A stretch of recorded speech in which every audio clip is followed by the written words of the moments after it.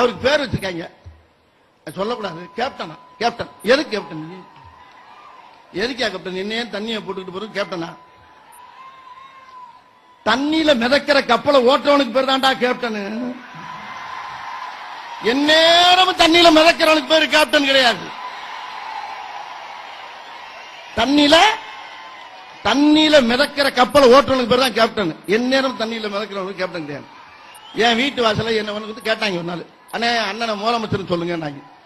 நான் அப்படிலாம் சொல்ல முடியாதுங்க. என் வீட்டில் போட்டு பிள்ளை குட்டியெல்லாம் அடிச்சு பிள்ளையெல்லாம் மண்டையை உடைச்சு விட்டாங்க.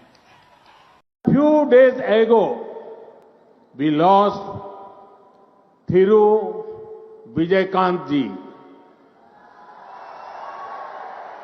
He was a captain not only in the world of cinema but also in politics. He won the hearts of the people through his work in films. As a politician, he always put national interest above everything. I pay my tributes to him.